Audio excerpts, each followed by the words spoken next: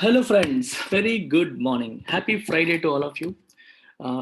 Lakshmi Vilas bank reserve bank of India bailout చేసింది. సో దానికి సంబంధించిన ఎడిటోరియల్ ఇది. బెయిల్అవుట్ అంటే మీనింగ్ ఏంటంటే pulling someone out of trouble.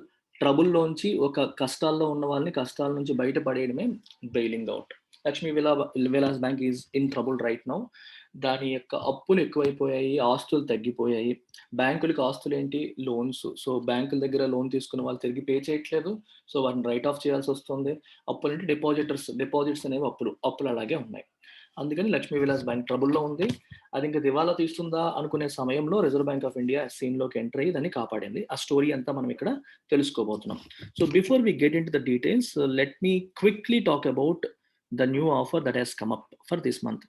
30th November లోపు జాయిన్ అయిన వాళ్ళకి note down the date, note down the phone number.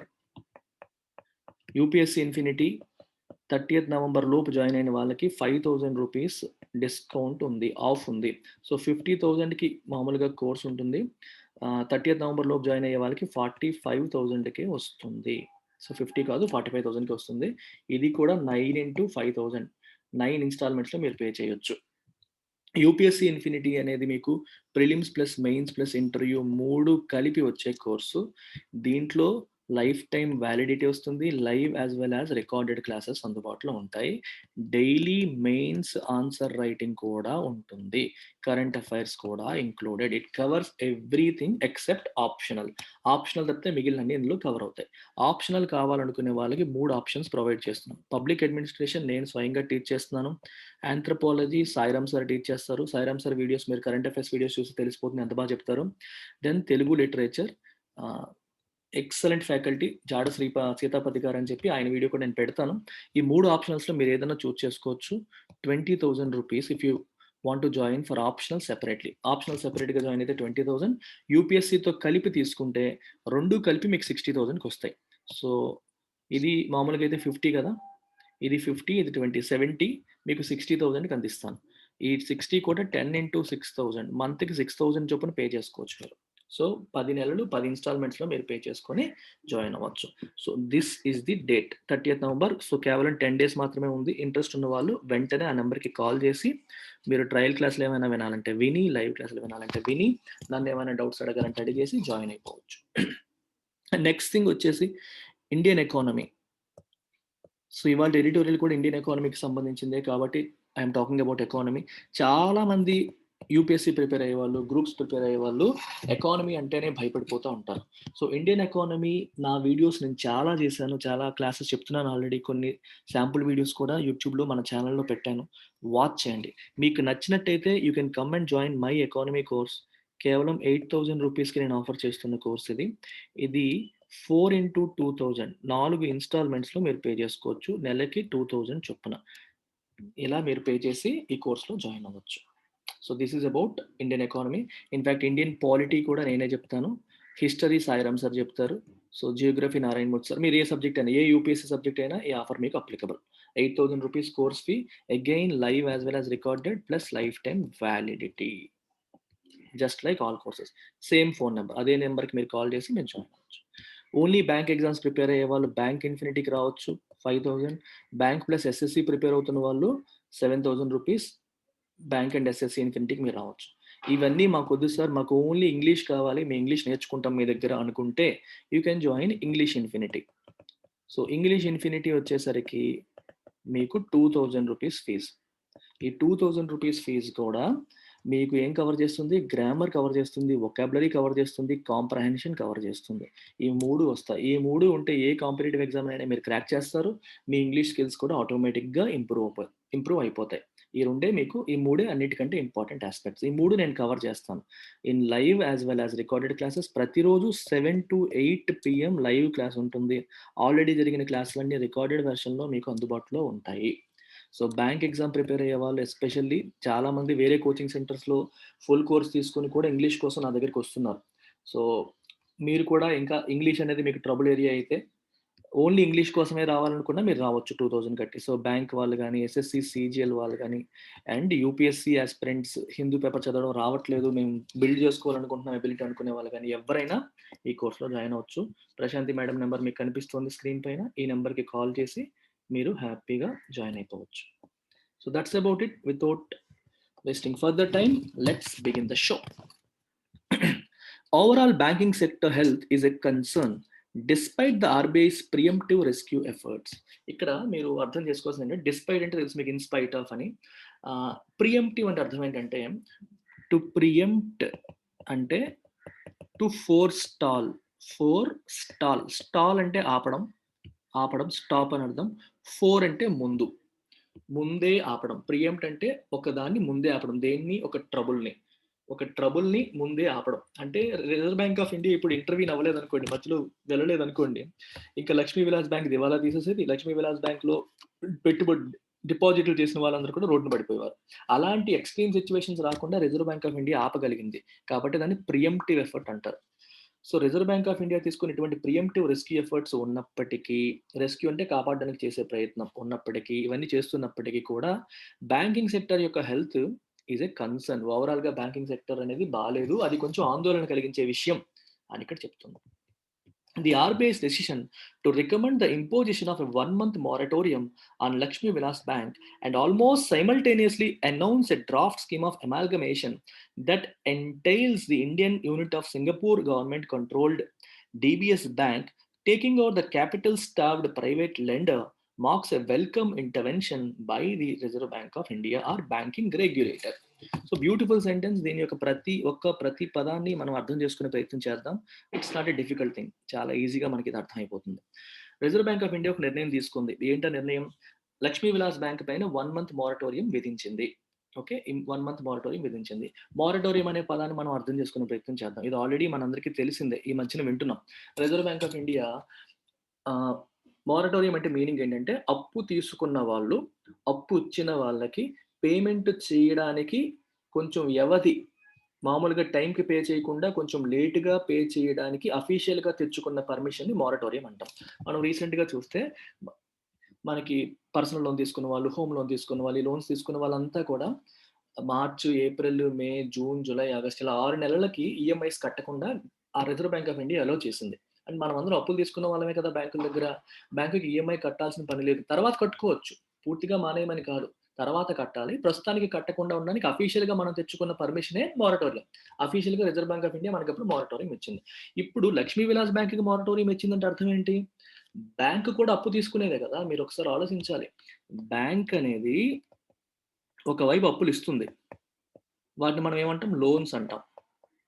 ఎవరికి? ఇండివిజువల్స్కి కానీ కార్పొరేట్స్కి కానీ లోన్స్ ఇస్తుంది, అప్పులు ఇస్తుంది. మరి అప్పులు ఇవ్వడానికి బ్యాంకులు డబ్బులు ఎక్కడి నుంచి వస్తాయి? బ్యాంకులకి మనీ ఎలా వస్తుంది? From deposits. డిపాజిట్ల ద్వారానే కదా బ్యాంకులకి మనీ వస్తుంది. డిపాజిట్లు ఎవరు చేస్తారు? మళ్ళీ ఇండివిజువల్స్, ఫర్మ్స్, కంపెనీస్, ఇండివిజువల్స్ చేస్తాయి. అంటే అర్థం ఏంటి? బ్యాంకు డిపాజిటర్లు మరియు కంపెనీల దగ్గర అప్పు తీసుకుంటోంది, దాన్నే డిపాజిట్స్ అంటాం. అప్పు తీసుకుని మళ్ళీ అప్పు ఇస్తుంది, ఇక్కడ వాటిని లోన్స్ అంటాం. డిపాజిట్లు అనేవి బ్యాంకు పరిభాషలో అప్పులే కదా. From the perspective of banks, డిపాజిట్లు అనేవి ఏంటి? అప్పులే. మనకి అసెట్స్ అవి, మనకేవి ఆస్తులు. మనం అక్కడ బ్యాంకులో డబ్బులు దాచుకున్నాం అనుకోండి, బ్యాంకుకి మన దగ్గర తీసుకున్న అప్పే తిరిగి వడ్డీ కలిపి తిరిగి మనకి ఇవ్వాలి బ్యాంకు. సో మనకి ఇవ్వాల్సి డిపాజిట్లు తిరిగి చెల్లించడానికి ఒక 1 month టైం ఇచ్చారు. 1 month టైం అంటే ఈ 1 month లో ఇమీడియట్ గా మీరు చెల్లించాల్సిన పని లేదు అని మారటోరియం ఇచ్చారు. ఒక టెంపరరీ రిలీఫ్ అనమాట లక్ష్మీ విలాస్ బ్యాంక్ కి. ఎందుకు ఈ రిలీఫ్ ఇచ్చారని చెప్పి మీకు క్వశ్చన్ రావచ్చు. ఎందుకు ఈ రిలీఫ్ ఇచ్చారని మనకి క్వశ్చన్ రావచ్చు. సో ఇక్కడ మనం అర్థం చేసుకోవాల్సింది ఏంటంటే, లక్ష్మీ విలాస్ బ్యాంక్ పరిస్థితి ప్రజెంట్ బాగాలేదు. సో వాళ్ళ దగ్గర మనీ లేదు. ఇలాంటి విషయంలో అందరూ ఒకేసారి వచ్చి లక్ష్మీ విలాస్ బ్యాంక్ మీద పడ్డారు అనుకోండి, మా డబ్బులు మాకు వెనక్కి ఇచ్చేయండి, మా డిపాజిట్లు మాకు వెనక్కి ఇచ్చేయండి, అందరూ ఒకేసారి వచ్చారనుకోండి, అప్పుడు ఏమవుతుంది? బ్యాంకు చేతులు ఎత్తేస్తుంది. ఒక్కసారి బ్యాంక్ చేతులు ఎత్తేసరికి మొత్తం ప్యానిక్, ప్రజలందరూ కూడా టెన్షన్ అయిపోతారు, రోడ్ల మీదకి వచ్చేస్తారు. ఇందులో హార్ట్ పేషెంట్లు ఎవరైనా ఉన్నా, ఇబ్బందులు పడే వాళ్ళున్నా చనిపోతారు కూడా. ఇట్లాంటి ఇష్యూస్ జరుగుతాయి. ఇలా జరగకుండా ఉండడం కోసం రిజర్వ్ బ్యాంక్ ఆఫ్ ఇండియా ఏం చేసింది? 1 month మారటోరియం విధించింది. ఈ 1 month లో 16,000 అనుకుంటా ఎంతో, మామూలుగా 16,000 మాత్రమే మీరు విత్డ్రా చేయొచ్చు, అంతకంటే విత్డ్రా చేయడానికి అవకాశం లేదు. మీ డిపాజిట్లు ఎక్కడికి పోవు, వస్తాయి. అయితే ఈ 1 month లో ఏం చేస్తారు? ఈ బ్యాంకుని కాపాడతారు. అంటే వేరే పెద్ద బ్యాంకుతో, బలంగా ఉన్న బ్యాంకుతో దాన్ని కలిపేయడం ద్వారా దాన్ని కాపాడే ప్రయత్నం రిజర్వ్ బ్యాంక్ ఆఫ్ ఇండియా చేస్తుంది. ఇది ఈ ఎక్స్ట్రా తీసుకున్న టైం.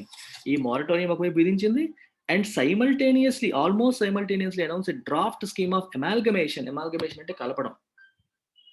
అమాల్గమేషన్ అంటే అర్థం ఏంటి? కలపడం. ఒక బ్యాంక్ని ఇంకొక బ్యాంక్ని కలపడాన్ని మనం అమాల్గమేషన్ అంటాం. that entails the Indian unit of Singapore government. Entails అంటే అర్థం ఏంటి? ఇన్వాల్వ్స్. ఇక్కడ బేసికల్గా ఒక స్కీమ్ తీసుకొచ్చారు, ఒక ప్లాన్ తీసుకొచ్చారు. ఏంటి ప్లాన్? ఎమాల్గమేషన్ అంటే అర్థం ఏంటి? కలవడం. ఎల్విబి, లక్ష్మీ విలాస్ బ్యాంక్ ని దేంతో కలుపుతున్నారు? డిబిఎస్ బ్యాంక్ తో. డిబిఎస్ బ్యాంక్ అనేది సింగపూర్ గవర్నమెంట్ బ్యాక్డ్ బ్యాంక్, దాని యొక్క ఇండియన్ యూనిట్ డిబిఎస్. ఈ రెండింటిని ఎమాల్గమేట్ చేస్తున్నారు. ఈ ప్రాసెస్ లో దట్ ఎంటైల్స్ అంటే అర్థం ఏమిటంటే to involve as necessary component అని అర్థం. అంటే అర్థం ఏంటి? ఈ ఎమాల్గమేషన్ ప్రాసెస్ లో ఒకటి నెసెసరీ. ఏంటది? ఈ డ్రాఫ్ట్ స్కీమ్ ఆఫ్ ఎమాల్గమేషన్ లో that entails the Indian unit of Singapore government control DBS bank taking over the capital starved private lender. Capital అంటే అర్థం ఏంటి? మూలధనం. స్టార్వేషన్ అంటే లేకపోవడం. మనం చూడండి, స్టార్వేషన్ అంటే అర్థం ఏంటి? ఆకలి. అర్థమవుతుందా? ఆకలితో ఉండడం, లేకపోవడం, ఉండాల్సింది లేకపోతే దాన్ని స్టార్వేషన్ అంటాం. రైట్. సో కడుపు మాడడం అనమాట స్టార్వేషన్ అంటే. మరి క్యాపిటల్ స్టార్వ్డ్ అంటే అర్థం ఏంటి? ఉండాల్సిన మూలధనం లేకపోవడం. క్యాపిటల్ లేకపోవడం వల్లే కదా ఇప్పుడు ఈ బ్యాంక్ డిపాజిట్లు కూడా ఇమీడియట్ గా అందరూ వస్తే, ఒకేసారి వస్తే తిరిగి చెల్లించలేని పరిస్థితిలో ఉంది. క్యాపిటల్ అంటే ఎప్పుడైనా గుర్తుపెట్టుకోండి, మూలధనం. క్యాపిటల్ స్టార్వ్డ్ అంటే ఉండాల్సిన నిధులు లేకపోవడం. ఇది మీకు అర్థం కావాలంటే ఇంకొంచెం ఫండమెంటల్స్ చెప్పాలి. బ్యాంకులకి ఎలా చేస్తారంటే, let's take an example. DBS బ్యాంకే ఉంది, సారీ లక్ష్మీ విలాస్ బ్యాంకే ఉంది. సో చాలా కాన్సెప్ట్ చెప్తాను, అర్థం చేసుకునే ప్రయత్నం చేయండి. లక్ష్మీ విలాస్ బ్యాంక్ ఉంది. Take an example. 100 crores లేదా 1000 crores లోన్స్ ఇచ్చింది అనుకోండి. 1000 crores loans Lakshmi Vilas bank ఇచ్చింది. సో లక్ష్మీ విలాస్ బ్యాంక్ దగ్గర ఉన్న డిపాజిట్లు మామూలుగా అయితే 1500 కోట్లు అనుకోండి. ఇప్పుడు 1500 కోట్లు డిపాజిట్లు సేకరించి 1000 కోట్ల లోన్లే ఎందుకు ఇస్తోంది అనే క్వశ్చన్స్ మీకు రావచ్చు. మొత్తం డిపాజిట్లన్నీ లోన్లుగా ఇచ్చేయచ్చు కదా, ఎందుకు దాచుకోవడం? అలాగా దాచుకోవడం వల్ల ఏం రాదు కదా అని మనకు అనిపిస్తుంది. ప్రాబ్లం ఎక్కడ వస్తుందంటే, డిపాజిట్లు సేకరించినప్పుడు తిరిగి ఖచ్చితంగా చెల్లించాల్సిన బాధ్యత బ్యాంకుకు ఉంటుంది. కానీ లోన్లు ఇచ్చినప్పుడు ప్రతి రూపాయి వెనక్కి వస్తుందన్న గ్యారంటీ లేదు. ఎందుకంటే చాలా కంపెనీలు దివాలా తీసేస్తాయి, పేమెంట్లు చేయవు, మొండి బకాయిలుగా మారిపోతాయి. అలాగని చెప్పి నాకు రావాల్సింది నాకు రాలేదు కదా, నేను మీకు ఇవ్వాల్సింది నేను ఇవ్వనని బ్యాంక్ చెప్తే ఒప్పుకుంటారా ప్రజలు? ఒప్పుకోరు. ఫినాన్షియల్ సిస్టమ్ మీద ప్రజలకి నమ్మకం పోతుంది. అందుకనే ఏం చేస్తారంటే ఎప్పుడు కూడా లోన్స్ ఎప్పుడు కూడా డిపాజిట్ కంటే తక్కువ ఉండేలాగే చూస్తారు. ఒకటి. రెండవది, మనం ఎన్ని లోన్స్ అయితే తీసుకుంటున్నామో వాటికి రిస్క్ వెయిటింగ్ వేస్తారు. అంటే అందులో రిస్కీ లోన్స్ ఎన్ని, నాన్ రిస్కీ లోన్స్ ఎన్ని. రిస్కీ లోన్స్ అంటే అర్థం ఏంటి? తిరిగి వస్తుందా రాదా? కొన్ని చిన్న కంపెనీకి ఇచ్చేసావు, వాళ్ళు లాసుల్లో ఉన్నారు, మనకు వచ్చే అవకాశం తక్కువగా ఉంది. 100 కోట్లు ఇచ్చాం అనుకో, 100కి 100 కోట్లు కూడా రిస్క్ కింద లెక్క. అంటే అలా రిస్క్ వెయిట్స్ ఇస్తుంది రిజర్వ్ బ్యాంక్ ఆఫ్ ఇండియా, కొన్ని గైడ్ లైన్స్ ఇస్తుంది. ఆ గైడ్ లైన్స్ ఉపయోగించి ఓకే నెంబర్ 1 కంపెనీకి ఇచ్చాము, ట్రబుల్ లేదు, ఓకే రిస్క్ తక్కువ, 0 రిస్క్ లేదా 10% రిస్క్, 20% రిస్క్ వేస్తారు. అలాగే గవర్నమెంట్ బాండ్స్ లో ఈ లక్ష్మీ విలాస్ బ్యాంక్ ఇన్వెస్ట్ చేసింది, సో దానికి 0 రిస్క్. గవర్నమెంట్ బాండ్ ఇన్వెస్ట్ చేస్తే మనకి డబ్బులు ఏం పోవు కదా, 0 రిస్క్. ఇలా ప్రతి ఒక్క అసెట్ కి కూడా రిస్క్ వెయిట్ వేస్తారు. అలా రిస్క్ వెయిట్ వేయగా వచ్చేదాన్ని మనం టోటల్ రిస్క్ వెయిటెడ్ అసెట్స్ అంటారు. దీని గురించి నేను సెపరేట్గా క్యాపిటల్ అడిక్వసీ రేషియో అని ఒక వీడియో చేశాను. Capital adequacy ratio. ఈ వీడియో మీరు చూడండి, నేను డిస్క్రిప్షన్లో దీని లింక్ పెడతాను, మీకు డీటెయిల్డ్గా అర్థమవుతుంది. ఇక్కడ అన్నీ చెప్పడం అనేది కష్టం. రిస్క్ వెయిట్ వేసిన తర్వాత అంటే ఇంత అమౌంట్ ఆఫ్ మనీ మనం ఇచ్చిన లోన్స్లో ఇంత అమౌంట్ రిస్కీ లోన్స్, అంటే అవి రావడానికి కొంచెం అవకాశాలు తక్కువగా ఉన్నాయని. అలాంటప్పుడు ఏం చేస్తారంటే దాంట్లో మళ్ళీ కొంత పర్సంటేజ్ని క్యాపిటల్గా ఉంచాలి అంటారు. ఓకే, క్యాపిటల్గా ఉంచాలంటారు. దాన్నే capital adequacy ratio. For example, ఇందులో రిస్క్ వెయిటెడ్ అసెట్స్ 500 crores అనుకోండి, దీంట్లో 10% ఉంచాలని చెప్పారనుకోండి గవర్నమెంట్ నామ్స్ ప్రకారం. దీంట్లో 10% అంతా 50 crores. అంటే 50 crores-ని మనం క్యాపిటల్ రూపంలో ఉంచాలి. అది ఎటువంటి capital? Tier 1 capital, Tier 2 capital. మళ్ళీ Tier 1 క్యాపిటల్ అంటే ఏంటి, Tier 2 క్యాపిటల్ అంటే ఏంటి మీకు తెలియదు. తెలియని వాళ్ళు ఉంటారు, వాళ్ళు కూడా ఈ వీడియో చూడాలి. క్యాపిటల్ అడిక్వసీ రేషియో పైన నేను చేసిన వీడియో చూస్తే మీకు ఇది అర్థమవుతుంది. So before you move further in this editorial, watch this video. మీకు డిస్క్రిప్షన్లో కనిపిస్తుంది వీడియో. ఇది లింక్ క్లిక్ చేసి ఇది ఒక 20 నిమిషాలు ఉంటుంది, మొత్తం చూడండి, మళ్ళీ రండి. అలా ఎడిటోరియల్ మొత్తం ఫినిష్ చేయండి. సింపుల్గా చెప్పాలంటే Tier 1 క్యాపిటల్ అనేది గోయింగ్ కన్సర్న్ క్యాపిటల్ అంటాను, ఇదేమో గాన్ కన్సర్న్ క్యాపిటల్ అంటాను. ఇలా చెప్తే చాలా కష్టం అర్థం కావడం మీకు. ఈ వీడియో చూడండి, ఎందుకంటే చెప్తే ఇది ఒక్కటే 20 నిమిషాలు పడుతుంది మళ్ళీ చెప్పడానికి. సో అందుకని please watch this video capital adequacy ratio video నేను డిస్క్రిప్షన్‌లో పెట్టాను. అది వాచ్ చేసి రండి. మీకు సింపుల్‌గా అర్థం కావాలంటే ఏంటంటే, ఇంత ఇంత రిస్కీ లోన్స్ ఉన్నాయి కాబట్టి కొంత మనీ పక్కన పెట్టి ఉంచాలి. మొత్తం అంతా కూడా లోన్‌లు ఇచ్చేయకూడదు. కొంత మనీ పక్కన పెట్టి ఉంచాలి. ఎంత మనీ పక్కన పెట్టాలంటే 10% అనుకోండి 50 crores. Reserve bank of India norms ప్రకారం ఎంత పెట్టాలి అంటే అంత పెట్టాలి. బేసిల్ 3 నార్మ్స్ ప్రకారం ఎంత పెట్టాలి అంటే అంత పక్కన పెట్టాలి. Okay. So that is about capital. ఆ క్యాపిటల్ ఏమో ఇప్పుడు తక్కువుంది. ఎక్కడ తక్కువుంది? లక్ష్మీ విలాస్ బ్యాంక్ దగ్గర. అందుకని క్యాపిటల్ స్టార్వ్డ్ అన్నారు. సో, దాని దగ్గర ఫండ్స్ లేవు. క్యాపిటల్ లేదు. ఎంత మెయింటైన్ చేయాలో రిస్క్ వెయిటెడ్ అసెట్స్‌లో కొంత పర్సెంటేజ్ మెయింటైన్ చేయాలి. కానీ అది మెయింటైన్ చేయలేకపోతుంది. సో, ట్రబుల్‌లో ఉంది. సో, దాన్ని కాపాడడం కోసం ఏం చేశారంటే, ఈ డీబీఎస్ బ్యాంక్‌ని దాన్ని అమాల్గమేట్ చేశారు. ఈ స్కీమ్‌లో అదే necessary component. Involves the amalgamation of these 2 things. ఇదేమో ఇప్పుడు టేక్ ఓవర్ చేస్తుంది. డీబీఎస్ బ్యాంక్ ఏమో లక్ష్మీ విలాస్ బ్యాంక్‌ని టేక్ ఓవర్ చేస్తుంది. ఈ టేక్ ఓవర్ చేయడం అనేది it marks a welcome intervention by the banking regulator. Welcome అంటే ఆహ్వానించదగ్గ. ఓకే. వెల్కమ్ అంటే మీనింగ్ ఏంటి? ఇక్కడ ఆహ్వానించదగ్గ. ఇంటర్వెన్షన్ అంటే అర్థం ఏంటి? ఏదన్నా ఒక డిఫికల్ట్ టాస్క్ గాని, ట్రబుల్‌లో ఉన్నప్పుడు గాని, ప్రభుత్వం గాని, ఇలాంటి బ్యాంకింగ్ రెగ్యులేటర్ గాని ఇన్వాల్వ్ అవ్వడం, ఇంటర్‌వ్యూన్ అవ్వడం, ఇన్వాల్వ్ అవ్వడం. ఒక ప్రాబ్లమ్‌లో ఒక డిఫికల్ట్ సిట్యుయేషన్‌లో ఇన్వాల్వ్ అయ్యి దాన్ని సాల్వ్ చేయడానికి చేసే ప్రయత్నాన్ని ఇంటర్వెన్షన్ అంటారు. ఇప్పుడు లక్ష్మీ విలాస్ బ్యాంక్‌ని కాపాడడానికి కోసం రిజర్వ్ బ్యాంక్ ఆఫ్ ఇండియా చేసిన ప్రయత్నం ఇది. కాబట్టి దీన్ని ఇంటర్వెన్షన్ అనే పదం వాడారు. Okay. To try to resolve a difficult situation by getting involved. That's the meaning of intervention. The well choreographed move will protect the interests of depositors and employees, while shareholders will see the value of their holdings written off once the merger is operationalized. Well choreographed move అంటే అర్థం అంటే well planned, కేర్ఫుల్గా అన్ని రకాలు ఆలోచించుకొని details అన్ని చూసి ఆలోచించుకొని తీసుకున్న ఈ నిర్ణయం, దాన్ని వెల్ కొరియోగ్రాఫ్డ్ మూవ్ అన్నారు. మీకు కొరియోగ్రఫీ అంటే తెలుసు కదా, డాన్స్ స్టెప్స్ని ప్లాన్ చేయడం. ఇక్కడ కొరియోగ్రాఫ్ అనే పదం దేనికి వాడారు? ఈ యాక్షన్ని ఎలా ప్లాన్ చేయాలి, ఫస్ట్ స్టెప్ ఏంటి, సెకండ్ స్టెప్ ఏంటి, నీట్గా కేర్ఫుల్గా ప్లాన్ చేసిన అని అర్థం. ఈ ఈ యాక్షన్ ఏదైతే ఉందో will protect the interest of the depositors and employees. So Lakshmi Vilas bank యొక్క ఎంప్లాయీస్కి ఉద్యోగాలు పోవు, వాళ్ళని కాపాడుతుంది. డిపాజిటర్స్ యొక్క మనీ కూడా ఎక్కడికి పోదు, సేఫ్‌గా ఉంటుంది. వాళ్ళకి ఎటువంటి నష్టం లేదు. నష్టం ఎవరికొచ్చింది? షేర్ హోల్డర్స్‌కి. లక్ష్మీ విలాస్ బ్యాంక్ షేర్స్ ఎవరైతే కొన్నారో will see the value of their holdings return off. వాళ్ళ వాల్యూ 0 అయిపోతుంది. ఆ షేర్స్‌కి రూపాయి కూడా ఇవ్వరు. లక్ష్మీ విలాస్ బ్యాంక్‌ని ఇప్పుడు డీబీఎస్ బ్యాంక్‌లో కలిపేస్తారు. లక్ష్మీ విలాస్ బ్యాంక్ షేర్ హోల్డర్స్‌కి డీబీఎస్ బ్యాంక్ రూపాయి కూడా చెల్లించదు. ఇది ప్లాన్. చెల్లించాల్సొస్తే వాళ్ళు కొననే కొనరు. ఎందుకంటే లాసుల్లో ఉంది బ్యాంక్. లాసుల్లో ఉందని ఎవరైనా కొంటారా? కొంటున్నారు అంటే దానికి వేరే కారణాలున్నాయి. ఎందుకంటే ఈ బ్యాంక్‌కి ఆల్రెడీ తమిళనాడులో మంచి ప్రెజెన్స్ ఉంది. 500 సిటీస్‌లో 500 బ్రాంచులున్నాయి. ఇప్పుడు డీబీఎస్ బ్యాంక్ ఇవన్నీ తను స్వయంగా పెట్టాలంటే చాలా టైం పడుతుంది. లక్ష్మీ విలాస్ బ్యాంక్ ఆల్రెడీ ఇండస్ట్రీలో కొంత పేరుంది. అదంతా ఊరికే వస్తుంది కదా డీబీఎస్‌కి. అందుకని తీసుకుంటుంది. సో, నేను ఇవన్నీ లాస్‌లో ఉన్న కంపెనీని తీసుకుంటున్నాను కాబట్టి షేర్ హోల్డర్స్ నేనేమి పే చేయను అని చెప్పేస్తుంది. ఎందుకంటే నెట్ వర్త్ 0. నెట్ వర్త్ 0 అయినప్పుడు షేర్ హోల్డర్స్‌కి ఏమొస్తుంది? ఏమీ రాదు. కంపెనీ యొక్క వాల్యూయే 0. మోర్ దాన్ అంటే ఇన్‌ఫాక్ట్ నెగెటివ్‌గా ఉంది. నెగెటివ్‌గా ఉన్న కంపెనీలు వీళ్ళు తీసుకుంటున్నారు. లాసులు ఎక్కువున్నాయి. ఇన్‌ఫాక్ట్ అప్పులు ఎక్కువున్నాయి. ఆస్తులు తక్కువున్నాయి. అలాంటి దానికి వాల్యూ ఏముంటుంది షేర్‌కి? 0 వాల్యూ. అందుకని వాళ్ళకేమీ ఉండదు. రిటర్న్ ఆఫ్ అంటే ఏమీ ఉండదని అర్థం. ఈ మెర్జర్ ఆపరేషనలైజ్ అయిన తర్వాత ఎల్‌విబి దీంతో కలిసిపోయిన తర్వాత షేర్ హోల్డర్స్‌కి ఏమీ రాదు. కానీ డిపాజిటర్స్‌కి వస్తుంది. వాళ్ళ ఫండ్స్ వాళ్ళకొస్తాయి. ఎంప్లాయీస్ కంటిన్యూ అవుతారు. Coming just about 8 months after another flailing private lender, Yes Bank, was rescued by an RBI orchestrated capital infusion, the Karur-based bank's proposed bailout signals that the regulator is keen to proactively step in to ward off risks to wider financial sector stability. Coming just about 8 months. 8 months తర్వాత మీకు March, April ఆ టైంలో yes bank కూడా ఇదే పరిస్థితి వచ్చింది. ఫ్లెయిలింగ్ అంటే ఇలా కొట్టుకోవడం అనమాట. స్టేబుల్‌గా నడవకుండా కంగారుగా ఉండడం. అంటే బ్యాలెన్స్ తప్పుతున్నా అనే దానికి మనం ఫ్లెయిలింగ్ అనే పదం వాడతాం.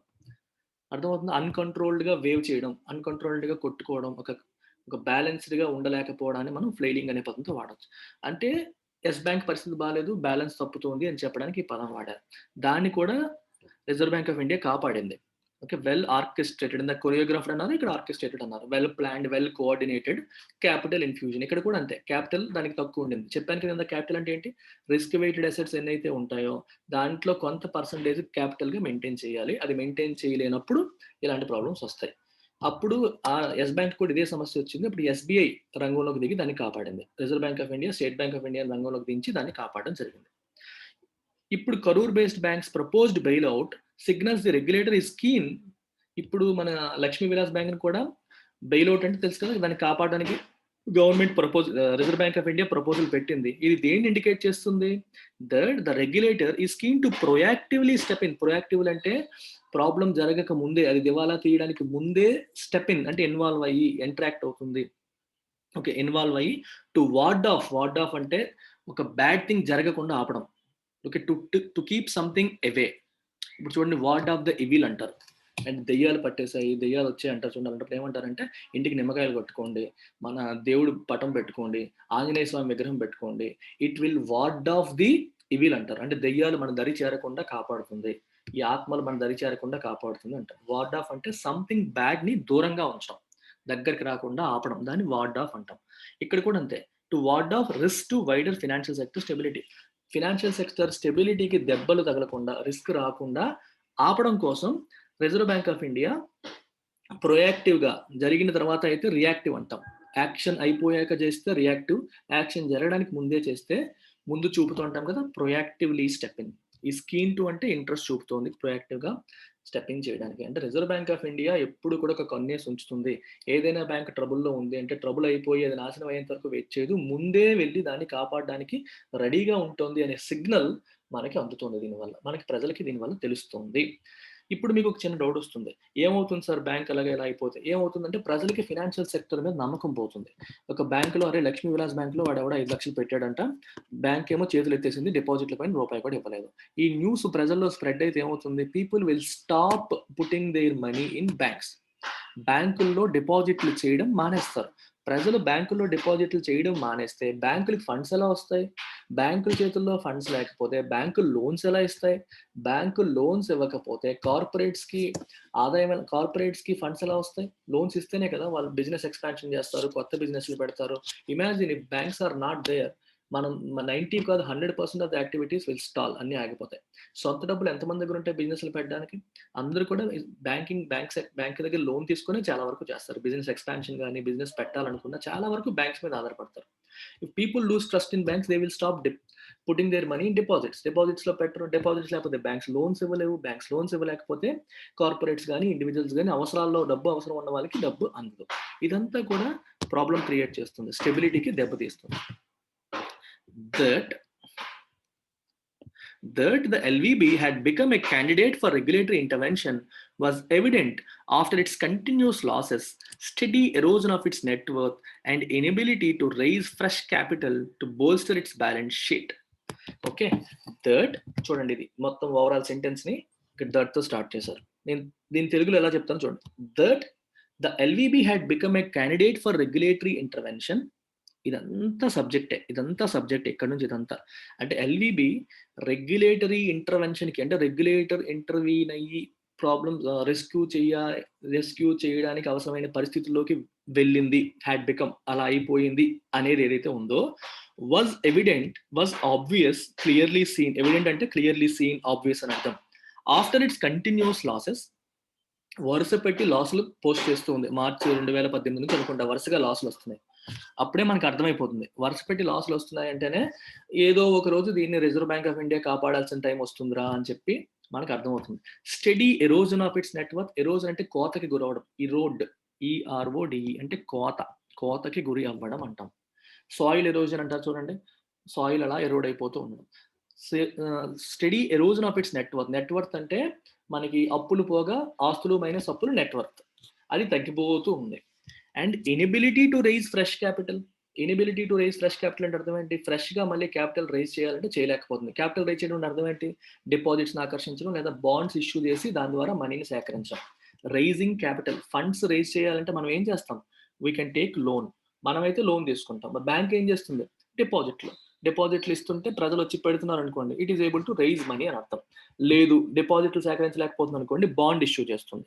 బాండ్స్ ఇష్యూ చేసినప్పుడు ఎవరైనా ప్రజలు దాంట్లో మనీ, ఆ బాండ్స్ కొనుక్కున్నారు అనుకోండి, ఆ మనీ కూడా బ్యాంకుకి వస్తుంది. That means again it is raising fresh capital. Inability to raise fresh capital అంటే అర్థం ఏంటి? దాంట్లో డిపాజిట్లు కూడా ప్రజలు పెట్టడం తగ్గించేశారు, వాళ్ళు బాండ్స్ ఇష్యూ చేస్తున్నా రెస్పాన్స్ లేదు. అది పరిస్థితి. సో, ఫ్రెష్ క్యాపిటల్ రైజ్ చేయలేకపోతుంది. To bolster its balance sheet. Balance షీట్‌ని బోల్స్టర్ అంటే స్ట్రెంథెన్ చేయడం. బ్యాలెన్స్ షీట్ అంటే తెలుసు కదా! Assets and liabilities. ఒకవైపు అప్పులు, ఇంకోవైపు ఆస్తులు మెయింటైన్ చేసేదాన్ని బ్యాలెన్స్ షీట్ అంటాం. ఆస్తులంటే బ్యాంకులకి లోన్స్, అప్పులంటే బ్యాంకులకి డిపాజిట్లు, బాండ్లు, వాళ్ళు ఇష్యూ చేసిన బాండ్స్ ఇవన్నీ అప్పులు. ఈ కొత్తగా అప్పులు అంటే కొత్తగా ఫండ్స్ తేలేకపోతుంది. వీళ్ళు ఎవరికైతే అప్పులిచ్చారో వాళ్ళు తిరిగి ఇవ్వట్లేదు. సో, ఇలాంటి రకరకాల సమస్యల్లో ఈ బ్యాంక్ ఉండిపోయింది. కాబట్టి ఏదో ఒక రోజు రిజర్వ్ బ్యాంక్ దీనికి రెగ్యులేటరీ ఇంటర్వెన్షన్ అవసరం అవుతుంది. వాళ్ళొచ్చి దీన్ని కాపాడకపోతే వీళ్ళ పని అవ్వదన్న విషయం మనకు ముందే తెలిసిపోతుంది. Despite being placed under the RBI's prompt corrective action framework in September 2019, the lender's finances deteriorated to the point where its gross ratio of non-performing assets to advances shot up to 25.4% in March 2020, and the Tier 1 capital ratio turned a negative 0.88% at the end of that quarter. So there is too much jargon. So మీరేం చేస్తారంటే దీన్ని అర్థం చేసుకోవడానికి నేను వీలైనంత help చేస్తాను మీకు. I will try to do videos on all of them. ఇక్కడ చూడండి ఏముందో. Despite being placed under the RBI's prompt corrective action framework. Prompt corrective action framework, PCA framework అంటే అర్థం ఏంటి? Prompt corrective action framework. Reserve bank of India ఎప్పుడు కూడా ఒక bank, దాని పని ఏంటి? రెగ్యులేషన్ కదా. బ్యాంకులు సరిగ్గా ఫంక్షన్ చేస్తున్నాయా, చేయట్లేదా, యాజ్ పర్ రూల్స్ ఉన్నాయా లేదా అని చెక్ చేస్తూ ఉంటుంది. ప్రతి బ్యాంకు కూడా ఇప్పుడు మనం ఒక సింపుల్ ఎగ్జాంపుల్ చెప్తాను. నేను ఒక కంపెనీ నడుపుతున్నాను అనుకోండి. కంపెనీ నడుపుతున్నప్పుడు నాకేమో మంత్లీ ఆదాయం ఏమో లెట్ అస్ సే ₹1,00,000 వస్తుంది అనుకోండి. మంత్లీ ఖర్చులేమో 50,000 అవుతున్నాయి అనుకోండి. రిస్క్ ఏమన్నా ఉందా? లేదు. ప్రాబ్లమ్ లేదు, నడిచేస్తూ ఉంటుంది. అలాగే మెల్లమెల్లగా ఆదాయం ఏమో 1,00,000 దగ్గరే ఉండిపోయింది. ఖర్చులు కాస్త రోజు రోజుకి పెరుగుతూ ఉన్నాయనుకోండి. 50,000 నుంచి 60,000కి, 60 నుంచి 70కి, 70 నుంచి 80కి, 80 నుంచి 90కి పెరుగుతూ వస్తుందనుకోండి. ఎక్కడో రిస్క్ కనిపిస్తుంది. ఆదాయం పెరగట్లేదు, ఖర్చులు పెరుగుతున్నాయి. ఏదో రోజు ఖర్చులు ఆదాయాన్ని దాటే రోజు వచ్చేస్తుంది అని మనకు ముందే తెలుస్తుంది కదా, మంత్ మనం చూస్తున్నప్పుడు. సిమిలర్‌గా ఒక బ్యాంక్ పెర్ఫార్మన్స్ కూడా చూసేటప్పుడు రిజర్వ్ బ్యాంక్‌కి కనిపిస్తూ ఉంటుంది. దాంట్లో ఉన్న తప్పులేంటి అని. బేసికల్‌గా అంటే లాభం, నష్టం అని చూడదు రిజర్వ్ బ్యాంక్. రిజర్వ్ బ్యాంక్ ఏం చేస్తుందంటే కొన్ని రేషియోస్ చూస్తుంది. మీకు ఎగ్జాంపుల్‌గా చెప్పాలంటే క్యాపిటల్ అడిక్వసీ రేషియో. ఇందాకే చెప్పాను. క్యాపిటల్ అడిక్వసీ రేషియో అంటే అర్థం ఏమిటి? Tier 1 capital plus tier 2 capital అనేది న్యూమరేటర్‌లో, రిస్క్ వెయిటెడ్ అసెట్స్ అనేది డినామినేటర్‌లో పెట్టి చూస్తారు. ఇది 10% కంటే తక్కువ ఉంది అనుకోండి, ఎక్కడో కొంచెం రిస్క్ ఉంది అని అర్థం. ఆ రిస్క్ ఉంది అని అర్థం. అప్పుడు ఏమవుతుంది? రిజర్వ్ బ్యాంక్ ఆఫ్ ఇండియా దీన్ని పీసీఏ ఫ్రేమ్వర్క్‌లో పెడుతుంది. ప్రాంప్ట్ కరెక్టివ్ యాక్షన్ ఫ్రేమ్వర్క్‌లో పెడుతుంది. అంటే ఈ బ్యాంక్ మెయింటైన్ చేయాల్సిన రిజర్వ్స్ మెయింటైన్ చేయలేకపోతుంది. బేసెల్ నార్మ్స్ ప్రకారం లేదా reserve bank of India norms ప్రకారం ఎలాగైతే క్యాపిటల్ మెయింటైన్ చేయాలో, ఫండ్స్ మెయింటైన్ చేయాలో వాటిని మెయింటైన్ చేయలేకపోతుంది. మెయింటైన్ చేయలేకపోతుంది కాబట్టి ఇది రేపు పొద్దున్న రిస్క్‌లో పడే అవకాశం ఉంది అని రిజర్వ్ బ్యాంక్ ఆఫ్ ఇండియాకి ముందే తెలుస్తుంది. రిస్క్‌లో పడే అవకాశం ఉంది అనేటప్పుడు ఏం చేస్తుందంటే దాన్ని పీసీఏ ఫ్రేమ్వర్క్‌లో పెడుతుంది. పీసీఏ ఫ్రేమ్వర్క్‌లో పెడితే ఏమవుతుంది సార్ అని మీకు డౌట్ వస్తుంది. పీసీఏ ఫ్రేమ్వర్క్‌లో పెడితే ఏమవుతుందంటే ఇష్టం వచ్చినట్టు బ్యాంకు ఇంకా కొత్తగా బ్రాంచ్‌లు ఓపెన్ చేసేయడానికి, కొత్తగా లోన్స్ ఇచ్చేయడానికి రిజర్వ్ బ్యాంక్ ఆఫ్ ఇండియా ఒప్పుకోదు. Reserve bank of India's guidelines follow అవ్వాలి. ఎందుకంటే నువ్వు రిస్క్‌లో ఉన్నావు. ఇంకా రిస్కీ స్టెప్స్ తీసుకోవద్దు అని చెప్పి రిజర్వ్ బ్యాంక్ ఆఫ్ ఇండియా ప్రతి యాక్షన్‌లోనూ ఇన్వాల్వ్ అవుతుంది. మీరు అది చేయొద్దు, ఇది చేయొద్దు అని చెప్పి చెప్తుంది. So, bank will lose it's freedom. Freedom కోల్పోవడం అనేది మంచిదే అక్కడ. ఎందుకంటే మనల్ని ఒక పెద్దన్న ప్రతి క్షణం మనం చేసే ప్రతి తప్పుని, ప్రతి పనిని అతను అబ్జర్వ్ చేస్తూ ఉంటాడు. ఎవరా పెద్దన్న? Reserve bank of India. ఈ ఎల్‌విబి చేసే ప్రతి పని కూడా reserve bank of India observe చేస్తూ మీరు ఇది చేయొద్దు, అది చేయొద్దు, ఇది చేయాలి, అది చేయాలి అని గైడ్ చేస్తూ ఉంటుంది. Once you are put in prompt corrective action framework. పేరులోనే ఉంది ప్రాంప్ట్ ఇమ్మీడియేట్‌లీ కరెక్టివ్ యాక్షన్. మనం చేసే తప్పుల్ని కరెక్ట్ చేసే. ఆల్రెడీ కొన్ని తప్పులు జరిగాయి. వాటిని కరెక్ట్ చేయడానికి ప్రయత్నం చేయడం. ఈ ఫ్రేమ్వర్క్‌లో పెట్టిన తర్వాత రిజర్వ్ బ్యాంక్ ఆఫ్ ఇండియా గైడెన్స్‌లో వీళ్ళు ఏ నిర్ణయం తీసుకున్నా వాళ్ళు అప్రూవల్ తీసుకొని వెళ్ళాలి. దాన్ని సెటరేట్ అయిపోతే మంచిదే. అవ్వకపోతే ఇంక ఇలా జరుగుతుంది. ఓకే.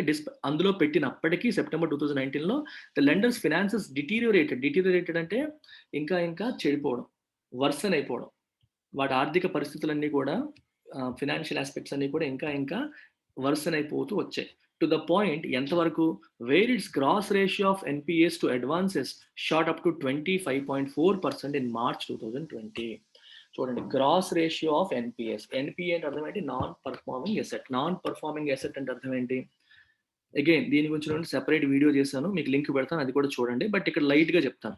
అసెట్ అంటే అర్థం ఏంటి బ్యాంక్‌కి? లోన్. లోనే బ్యాంక్‌కి అసెట్. పర్ఫార్మింగ్ అసెట్ అంటే అర్థం ఏంటి?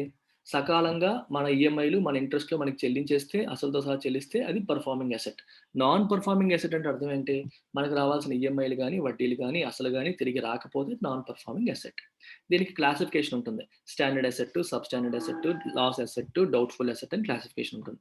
ఈ క్లాసిఫికేషన్ అంతా నేను ఒక వీడియోలో ఎక్స్‌ప్లెయిన్ చేశాను ఇంతకుముందు. ఆ వీడియో లింక్ పెడతాను. ఒకవేళ లింక్ దొరకకపోతే ఇవాళ ఈవినింగ్ నేను వీడియో చేసి పెడతాను. అయితే మామూలుగా మీకు సింపుల్‌గా చెప్పాలంటే, ఏదైనా ఒక లోన్ ఇచ్చినప్పుడు 90 రోజులు పైగా అంటే ఫర్ ఎగ్జాంపుల్ ఫస్ట్ జాన్యువరి 2020న ఒక ఈఎంఐ పేమెంట్ జరగాలనుకోండి బ్యాంక్‌కి. బ్యాంక్ ఒక కస్టమర్‌కి ఇచ్చాడు. ఆ కస్టమర్ ఏమో జాన్యువరి 1న ఈఎంఐ పేమెంట్ చేయాలి. జాన్యువరి 1 చేయలేదు. ఫిబ్రవరి 1 చేయాలి. అది చేయలేదు. మార్చి 1 చేయాలి. అది చేయలేదు. ఈ మార్చి ఎండింగ్‌కొచ్చేసరికి 90 రోజులు దాటిపోతాయి. అంతేనా? ఏప్రిల్ 1 వరకు కూడా పేమెంట్ రాలేదనుకోండి, then that account becomes NPA. అది నాన్ పెర్ఫార్మింగ్ అసెట్ అయిపోతుంది. అంటే మనకు రావాల్సిన అసలు గాని, వడ్డీ గాని మోర్ థాన్ 90 డేస్ డ్యూ ఉండిపోతే you call it N NPA as per RBI guidelines. అలా ఎన్‌పీఐస్ ఎంతగా వెళ్ళిపోయాయి? 25.4%. అంటే 100,00,00,000 లోన్‌లిస్తే అందులో 25,00,00,000 ఇలా పేమెంట్ చేయని వాళ్ళే మొండి బకాయిలే. అందుకే గ్రాస్ ఎన్‌పీఎస్ అన్నారు. గ్రాస్ ఎన్‌పీఎస్, నెట్ ఎన్‌పీఎస్ అది ఇంకొక కాన్సెప్ట్. ఇక్కడ అన్ని చెప్పలేను. సో, ఈ గ్రాస్ ఎన్‌పీఎస్ అంటే ఓవరాల్‌గా 100,00,00,000 ఇస్తే అందులో 25.4,00,00,000 మొండి బకాయిలుగా మారిపోయాయి. మొండి బకాయిలుగా మారాయంటే అర్థం ఏంటి? 90 రోజులు పైగా పేమెంట్ డ్యూలు ఉండిపోయాయి అని అర్థం. అది మార్చ్ 2020 నాటికి. And tier 1 capital ratio turned negative 0.88%. Tier 1 capital ratio ఏమో 0.88% నెగెటివ్ అయిపోయింది. నెగెటివ్ అంటే అర్థం ఏంటి ఇక్కడ? అక్కడ ఆస్తులు తగ్గిపోయాయి, అప్పులు పెరిగిపోయాయి అని అర్థం. నెట్ వర్త్ నెగెటివ్ అయిపోయింది అని అర్థం. నెట్ వర్త్ అంటే అర్థం ఏంటి? చెప్పాను ఇందాకే. ఆస్తులు మైనస్ అప్పులు. అప్పులు ఎక్కువ ఉన్నాయి, ఆస్తులు తక్కువ ఉన్నాయంటే కంపెనీ యొక్క ఓవరాల్ వర్త్ నెగెటివ్ అయిపోయింది. అందుకనే క్యాపిటల్ రేషియో కూడా నెగెటివ్ అని చెప్పి రాశారు. 0.88% ఉంది. మీకు ఆల్రెడీ చెప్పాను ఇందాక. రిస్క్ వెయిటెడ్ అసెట్స్ అని చెప్పి డినామినేటర్‌లో వేస్తాము. మనం ఇచ్చిన ప్రతి లోన్‌కి రిస్క్ వెయిట్ వేసి కాలిక్యులేట్ చేస్తాం. దీనిపైన టియర్ 1 ప్లస్ టియర్ 2 కలిపి reserve bank of India guidance ప్రకారం 9% అలా ఉండాలన్నమాట. సో, అది ఉందా లేదా చూస్తారు. అది ఎంతుంది? ఓన్లీ టియర్ 1దే 0.88% అది కూడా నెగెటివ్ ఉంది. నెగెటివ్ అనడానికి మీరు వేరే మీనింగ్ తీసుకోవద్దు. నెగెటివ్ అంటే అర్థం ఏంటంటే అప్పులు ఎక్కువ ఉన్నాయి, ఆస్తులు తక్కువ ఉన్నాయి అని అర్థం. అంటే లోన్స్ కంటే డిపాజిట్లు ఎక్కువ ఉన్నాయి. లోన్స్ బాగా తగ్గిపోయాయి అని అర్థం అన్నమాట. మార్చ్ క్వార్టర్‌కి అలా ఉండేది. అది the capital ratio subsequently worsened to -4.85% by the end of September, tipping the central bank's hand. అర్థమైందా? అక్కడి నుంచి -4.85%కి తగ్గిపోయాయి. ఎక్కడి నుంచి? 0.88% నుంచి -4.85%కి తగ్గిపోయింది సెప్టెంబర్‌కి. Tipping the central bank's hand. Tipping one's hand అంటే మన సీక్రెట్‌ని రివీల్ చేయడం అని అర్థం. అంటే central bank of reserve bank ఇందులో ఇన్వాల్వ్ అయింది అనే విషయం ఇప్పుడు బయట పెట్టాల్సొచ్చింది. తప్పలేదు. అంటే ఇప్పటి వరకు లక్ష్మీ విలాస్ బ్యాంక్ పరిస్థితి బాలేదు అనే విషయం బయటికి తెలియకుండా ఉంది. కానీ అది ఈ రేషియో అనేది బాగా కంప్లీట్‌గా 0.85% మరి ఇంత దారుణంగా పడిపోయింది కాబట్టి దాన్ని ఇంక మనం కాపాడే పరిస్థితి లేదు. సో, కాబట్టి డీబీఎస్ బ్యాంక్‌తో దాన్ని అమాల్గమేట్ చేయడానికి ప్రయత్నం చేయడం, మోరటోరియం చేయడం ఇవన్నీ బ్యాక్‌గ్రౌండ్‌లో జరుగుతూ ఉంటాయి. తెలియకుండా సైలెంట్‌గా చేద్దాం అనుకుంటారు. ఎక్కడో ఒక దగ్గర అది సెటరైట్ అయిపోతుందేమో బ్యాంక్ అని చూసారు. కానీ అవ్వలేదు. కాకపోయేసరికి ఇప్పుడు మొత్తం బయట పెట్టాల్సొచ్చింది. అందుకే టిప్పింగ్ వన్స్ హ్యాండ్ అంటారు. మీకు ప్యాకార్ట్‌లో వాడతారనమాట. ప్యాకార్ట్‌లో కార్డ్స్ ఆడతారు చూడండి. కార్డ్స్ ఆడేటప్పుడు మన కార్డ్ ఎదుటోడికి తెలియకుండా దాస్తా ఉంటారు. పొరపాటున if you tip your hand ఇలా తిప్పినప్పుడు ఏమవుతుందంటే మనకి ఆ మొక్క కనిపించేస్తుంది. అంటే నీ సీక్రెట్ తెలిసిపోతుంది బయటికి. అందుకే టిప్పింగ్ వన్స్ హ్యాండ్ అంటే అర్థం ఏంటి? To reveal your secret. Although unintentionally. కావాలని కాదు, తప్పదు. ఇప్పుడు బ్యాంక్ పరిస్థితి పూర్తిగా వర్సన్ అయిపోయేసరికి మరి పబ్లిక్‌గా అనౌన్స్ చేయాల్సిన అవసరం వచ్చింది. మోరటోరియం విధించింది. ఎందుకంటే అనౌన్స్ చేయకపోతే ప్రాబ్లమ్ ఏంటి? డిపాజిటర్లు ఎప్పటిలాగే వచ్చి మా ఫండ్స్ ఏటీఎం కార్డ్ పెట్టి మనీ తీసుకోవడానికి ప్రయత్నం చేస్తారు. మోరటోరియం విధించింది కదా! మోరటోరియం విధించినప్పుడు చెప్పాలి కదా! ఎందుకు మోరటోరియం విధించాల్సొచ్చిందో కూడా ఎక్స్‌ప్లెయిన్ చేయాల్సొస్తది. అందుకని మొత్తం విషయం అంతా బయటికి చెప్పాల్సొచ్చింది అని చెప్పడం అన్నమాట దీని ఉద్దేశ్యం. Overall banking sector health, however, remains a significant concern notwithstanding this latest rescue effort. Notwithstanding అంటే despite or in spite of. Okay. ఈ లేటెస్ట్ రెస్క్యూ ఎఫర్ట్ ఉన్నప్పటికీ కూడా ఓవరాల్ బ్యాంకింగ్ సెక్టర్ హెల్త్ అనేది ఒక సిగ్నిఫికెంట్ కన్సర్న్ గానే ఉండిపోయింది. ఆందోళన కలిగించే విషయంలాగే ఉండిపోయింది. ఆన్ వెడ్నెస్‌డే బుధవారం నాడు Gita Gopinath, the IMF's chief economist flagged the wide-ranging damage the COVID-19 pandemic had inflicted on the global economy and warned of deeper legacy scars, more stress on corporate balance sheets, and governments burdened with large debt. Gita Gopinath ఎవరు? IMF యొక్క chief economist. She is from India. Similar గా సౌమ్య స్వామినాథన్, వీళ్ళిద్దరు పేర్లు గుర్తుపెట్టుకోవాలి. Soumya Swaminathan chief scientist at World Health Organization. So Gita Gopinath ఏం చేశారు? Flag చేశారు. Flag అంటే to mark something as important, to mark something for attention. ఇది అందరూ దీన్ని చూడండి అని చెప్పి ఒక దాన్ని అండర్లైన్ చేయడం కానీ, ఇది ఇంపార్టెంట్ అని చెప్పి చెప్పడం కానీ, దాన్ని చేయడాన్ని మనం ఫ్లాగ్ అంటాం. దేన్ని చెప్పారు ఆవిడ? The wide ranging damage the COVID-19 pandemic had inflicted on the global economy. ప్రపంచ ఆర్థిక వ్యవస్థ పైన COVID-19 పాండమిక్ ఇన్ఫ్లిక్ట్ చేసిన డ్యామేజ్, ఇన్ఫ్లిక్ట్ చేసిన అంటే కలిగించిన డ్యామేజ్ ని ఆవిడ మార్క్ చేశారు. ఇది చూడండి ఒకసారి ఎంత డ్యామేజ్ చేసింది. వైడ్ రేంజింగ్, అది ఒక చోట మాత్రమే కాదు. దాని యొక్క డ్యామేజ్ అనేది ఈ రోజుతో ఆగిపోయేది కాదు, అది చాలా ఎక్కువ విషయాల్లో డ్యామేజ్ జరుగుతుంది, మీరు చూడండి అని చెప్పి ఆవిడ ఫ్లాగ్ చేయడం అనేది జరిగింది. And warned of deeper legacy scars, ఇది ఈ రోజుతో ఆగిపోయేది కాదు, దీని యొక్క స్కార్స్ అంటే ఇప్పుడు మనకి దెబ్బ తగిలింది అనుకోండి, దెబ్బ తగిలాక దాని యొక్క మచ్చ కానీ, దాని యొక్క ఇది కానీ, గీత కానీ ఉండిపోతుంది చూడండి బాడీ పైన. ఆ గీత చూసినప్పుడల్లా మనకి ఏం తెలుస్తుంది? ఇది పలానా రోజు తగిలిన దెబ్బ అని మనకి అది గుర్తు చేస్తుంది. సిమిలర్గా COVID-19 యొక్క ఎఫెక్ట్ ఈ రోజుతో ఆగదు. దీని ఇంపాక్ట్ అనేది ఫ్యూచర్లో కూడా మనకు ఆ ఇంపాక్ట్, దీని యొక్క ప్రాబ్లమ్స్ వస్తూ ఉంటాయి. ఆ ప్రాబ్లం చూసినప్పుడల్లా అప్పుడు COVID-19 వచ్చింది, దానివల్ల ఇది వచ్చింది, ఈ దెబ్బ మనం ఈ ఇబ్బందులు మనం పడ్డానికి కారణం అప్పుడు వచ్చిన COVID-19 అని చెప్పి మనకు అనిపిస్తుంది. అది చెప్పడం కోసం ఈ పదం వాడారు, డీపర్ లెగసీ స్కార్స్. లెగసీ అంటే పూర్వీకుల నుంచి మనకు వచ్చే ఆస్తిని లెగసీ అంటాం కదా, వారసత్వం అంటాం. COVID-19 వారసత్వంగా వచ్చే సమస్యలు అని చెప్పడానికి ఈ పదం వాడారు. అలాంటివి రాబోతున్నాయి, ఈ రోజు ఇది ఆగదు, దీని ప్రాబ్లమ్స్ ఇంకా ఫ్యూచర్లో ఉండబోతున్నాయి అని చెప్పడానికి ఈ పదం మేడం వాడారు. సో దాని ఎక్స్ప్లెనేషన్ కూడా ఉంది చూడండి. More stress on corporate balance sheets. Corporate balance sheets పైన స్ట్రెస్ పెరుగుతుంది, అంటే అప్పులు ఎక్కువైపోతాయి, ఆదాయం తగ్గిపోతూ ఉంటుంది. And governments burdened with large debt. Governments కూడా ఇప్పుడు ప్రజల్ని, ఎకానమీని కాపాడడం కోసం విపరీతంగా అప్పులు చేసి మీకు స్టిమ్యులస్ ప్యాకేజ్లు చూస్తున్నారు కదా, ఆత్మనిర్భర్ 1, 2, 3 ఇవన్నీ చేయడం వల్ల ఏమవుతుందంటే గవర్నమెంట్ కూడా అప్పులు బాగా పెరిగిపోతాయి. అప్పుల వల్ల అప్పుల భారం మొయ్యాల్సి వస్తుంది గవర్నమెంట్కి. For all its liquidity bolstering measures since March, the RBI now faces the prospect of having to maintain a heightened vigil over scheduled commercial banks as well as non-banking financial companies and mortgage lenders, given the threat of contagion from a failure here. Okay. For all its liquidity bolstering measures since March నుంచి reserve bank of India ఎన్నో పనులు చేసింది liquidity bolster చేయడానికి. Liquidity అంటే అర్థం ఏంటి? సిస్టంలో money supply ఉండేలాగా చేయడానికి. మనీ సప్లై ఎందుకు అవసరం? ఎవరికి, ఏ కంపెనీకి ఏదైనా బిజినెస్ ఎక్స్పాన్షన్ చేయాలన్నా, కొత్త బిజినెస్ పెట్టాలన్నా దే నీడ్ క్యాపిటల్, మనీ. అది ఎవరిస్తారు? బ్యాంకింగ్ సిస్టమ్ నుంచి వస్తుంది. బ్యాంకుల దగ్గర మనీ ఉండాలి కదా, బ్యాంకుల దగ్గర మనీ ఉండేలాగా రిజర్వ్ బ్యాంక్ ఆఫ్ ఇండియా చాలా యాక్షన్స్ తీసుకుంది. వడ్డీ రేట్లు తగ్గించింది, సిఆర్ఆర్ తగ్గించింది, ఎస్ఎల్ఆర్ తగ్గించింది. ఇవన్నీ తగ్గించడం ద్వారా బ్యాంకులు, రిజర్వ్ బ్యాంక్ దగ్గర ఉండాల్సిన మనీ తగ్గింది, బ్యాంకులు తన చేతుల్లో మెయింటైన్ చేయగలిగే క్యాపిటల్ అనేది పెరిగింది. సో దీనివల్ల లిక్విడిటీ బోల్స్టర్ అయింది. బోల్స్టర్ అంటే స్ట్రెంత్ అనేది. ఇలా చాలా యాక్షన్స్ తీసుకుంది reserve bank of India March నుంచి. ఇన్ని తీసుకున్నప్పటికీ కూడా ఇప్పుడు it now faces the prospect of having to maintain height and whistle. ఇన్ని చేసినప్పటికీ ఇప్పుడు పరిస్థితి ఏంటి? It now faces the prospect of having to maintain height and whistle. Whistle అంటే కేర్ఫుల్ వాచ్. ప్రతిదీ పడుకోకుండా, నిద్ర లేకుండా ఏ బ్యాంక్ ఎలా ఉంది, ఏ బ్యాంక్ పరిస్థితి ఎలా ఉంది అని అలాగా అబ్జర్వ్ చేయాల్సిన పరిస్థితి. హైట్ అండ్ అంటే బాగా పెరిగిపోయిన, విజిల్ అంటే కేర్ఫుల్ గా వాచ్ చేయడం అనేది ఇప్పుడు రిజర్వ్ బ్యాంక్ ఆఫ్ ఇండియాకి తప్పని పరిస్థితి అయిపోయింది. అది ఫేస్ చేయాల్సి వస్తుంది. ఎందుకంటే పరిస్థితులు బాగాలేవు, ఏ బ్యాంక్ ఎప్పుడు పోతుందో తెలియదు. ఇప్పుడు మొన్న ఎస్ బ్యాంక్ అనుకున్నా, ఇప్పుడు లక్ష్మీ విలాస్ బ్యాంక్, అలాగే ఇంకా చాలా బ్యాంక్స్ ఇదే లైన్ లోకి రావచ్చు.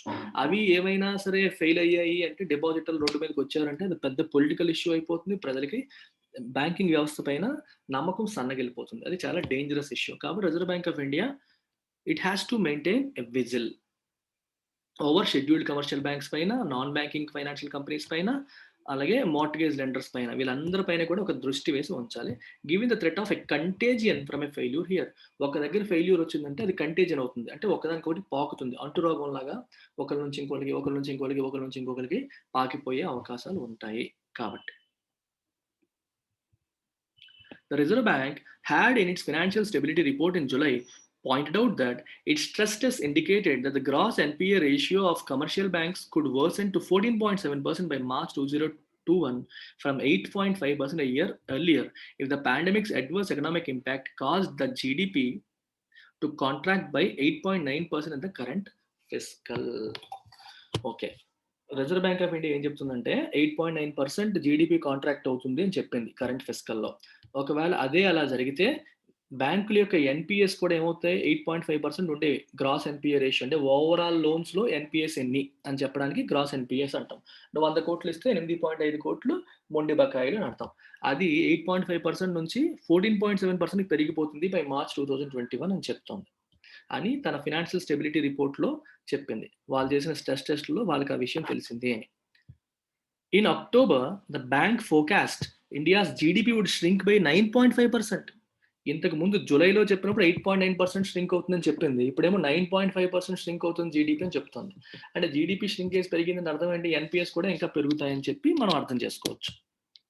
And earlier this month cautioned that lurking around the corner was the major risk of stress intensifying among households and firms that could spill over into the financial sector. Lurking around the corner అంటే నక్కి ఉండడం, బయటికి కనిపించకుండా, విషయం చెప్పకుండా, action తీసుకోకుండా, సీక్రెట్గా ఉండడాన్ని లర్కింగ్ అరౌండ్ ది కార్నర్ అంటాం. లర్క్ అంటేనే టు లై ఇన్ వెయిట్ చేయడం, వెయిటింగ్ గేమ్ చేయడం. ఇది ఎందుకు ఈ పదం వాడారంటే చూడండి, పేమెంట్ చేయాల్సిన వాళ్ళు చేయకుండా ఆగడం, అప్పు తీసుకోవాల్సిన వాళ్ళు తీసుకోకుండా ఆగడం, ప్రతి వాళ్ళు కూడా వాళ్ళు చేయాల్సిన పని చెయ్యకుండా ఆగిపోవడం, దాన్నే లర్కింగ్ అరౌండ్ ది కార్నర్ అంటారు. ఇది ఇలా ఉండడం వల్ల ఇప్పుడు హౌస్ హోల్డ్స్ కూడా చూడండి, కొత్తగా లోన్స్ తీసుకోవాలనుకున్న వాడు తీసుకోడు, డిపాజిట్లు చేయాల్సిన వాళ్ళు చేయరు, చేతిలో పెట్టేసుకుంటారు, అన్ని ఏ పని చేయకుండా అలా ఊరుకోవడం అనమాట. లర్కింగ్ అరౌండ్ ద కార్నర్ అంటే మీనింగ్. చూద్దాం రోజులు ఎలా ఉంటాయో చూసి డిసైడ్ అవుదాం అనుకునే తత్వాన్ని మనం ఇక్కడ లర్కింగ్ అరౌండ్ ది కార్నర్ అంటాం. సో కొత్త లోన్స్ రాకపోవడం వల్ల బ్యాంకులకు ఆదాయం తగ్గిపోతుంది. రెండోది, ఉన్న లోన్స్ వాళ్ళు సరిగ్గా పేమెంట్లు చేయకపోవడం వల్ల కూడా ఎన్పిఎస్ ఇంకా పెరిగిపోతాయి. దీనివల్ల ఈ స్ట్రెస్ అనేది, in fact already house holds firms లో కూడా స్ట్రెస్ ఉంది. హౌస్ హోల్డ్స్ కి స్ట్రెస్ ఏంటి, ఆదాయాలు తగ్గిపోయాయి. ఫర్మ్స్ కి స్ట్రెస్ ఏంటి, వాళ్ళకి కూడా అందరికీ ఆదాయం తగ్గిపోయింది. ఆదాయం తగ్గిపోవడం వల్ల కంపెనీస్ వాళ్ళ ఎంప్లాయీస్ కి సరిగ్గా పేమెంట్లు చేయలేకపోతున్నారు, శాలరీస్ ఇవ్వలేకపోతున్నారు, పేమెంట్లు చేయలేకపోతే హౌస్ హోల్డ్స్ కూడా సఫర్ అవుతూ ఉంటాయి. ఇలా ప్రతి వాళ్ళు ఇబ్బందుల్లో ఉండడం వల్ల, వాళ్ళ స్ట్రెస్ ఉండడం వల్ల వాళ్ళు ఏం చేస్తారు, they will not take any decisions తీసుకోకుండా ఆగుతారు. ఏం కొనాలంటే కొనరు, లోన్ తీసుకోవాలంటే తీసుకోరు, ఏమీ చేయరు, అలా ఊరుకుంటూ ఉంటారు. దీనివల్ల ఏమవుతుందంటే ఫినాన్షియల్ సెక్టర్లో కూడా స్ట్రెస్ అనేది స్పిల్ ఓవర్ అవుతుంది, ఇక్కడ నుంచి వీళ్ళకి కూడా వస్తుంది అని రిజర్వ్ బ్యాంక్ ఆఫ్ ఇండియా చెప్తుంది. The RBI has its task cut out in ensuring it keeps a crucial engine of credit ticking over as the economy strives to revive. It shouldn't has its task cut out. If someone has his or her task cut out, that means they have a difficult thing to do.